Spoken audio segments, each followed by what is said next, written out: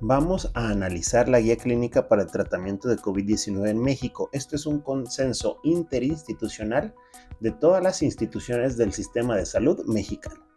En esta guía se tiene información sobre todo los ensayos clínicos realizados durante la pandemia, como el ensayo clínico Solidaridad, donde se concluyó cuáles medicamentos sí son efectivos y cuáles no lo son para tratar COVID-19. En esta guía se tiene primeramente la categorización de los tipos de COVID-19, que son 3: leve, moderado y grave.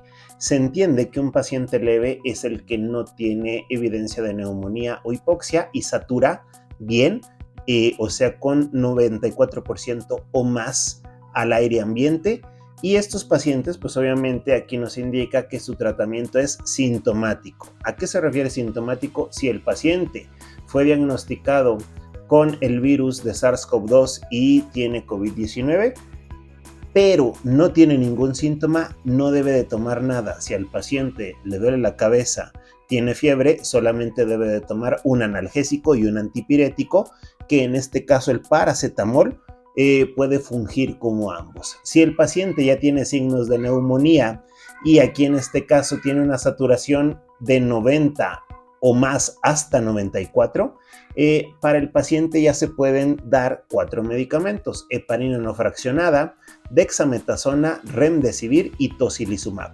Sobre todo en el caso del ensayo clínico Solidaridad, se concluyó que de los medicamentos que se querían reposicionar, o sea que ya existían para tratar otras patologías y no fueron creados exclusivamente para tratar COVID, la dexametasona fue el medicamento que tiene mayor efectividad para pacientes moderados y graves.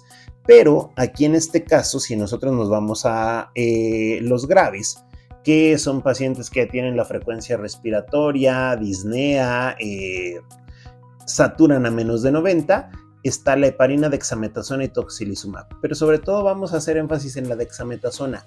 Dice aquí, administrar exclusivamente en pacientes que requieren oxígeno suplementario.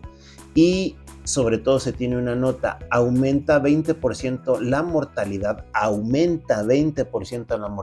en aquellos que no requieren oxígeno. ¿Qué es lo que pasa? Pues que se popularizó que la dexametasona era un tratamiento efectivo para COVID-19 y así es, pero solamente es útil en pacientes moderados graves. El paciente que se va a poner moderado o grave, normalmente a partir de que ocurrió la infección transcurren en promedio 10 días. Aquí en este caso, cuando el paciente ya llegó al hospital, ya pasaron de 7 a 10 días, ya la replicación viral ya terminó y ahí en ese caso ya no depende tanto del sistema inmune la evolución de la enfermedad.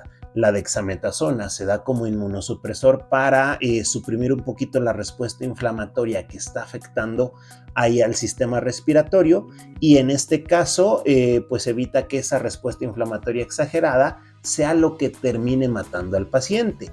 Pero existía en muchos casos el uso irracional de dexametasona, que los pacientes leves, que vean solamente deben de tener tratamiento sintomático, querían prevenir y tomaban dexametasona cuando no la necesitaban. ¿Qué hace la dexametasona? Pues es un inmunosupresor y el paciente se lo tomaba en los primeros días de la infección, se inmunodeprimía y ahí en ese caso le daba mayor probabilidad a la carga viral de que aumentara y hubo personas que murieron por tomar dexametasona cuando no lo necesitaban. ¿Cuánto? Aquí dice que 20% se aumenta la mortalidad si el paciente leve se toma la dexametasona.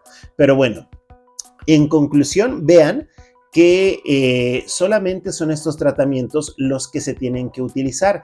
Viene en el algoritmo, en la guía, medicamentos que no se deben de usar. Por ejemplo, la acitromicina, el dióxido de cloro, la ciclosporina, el factor de transferencia, la hidroxicloroquina, el lopinavir, ritonavir y oseltamivir.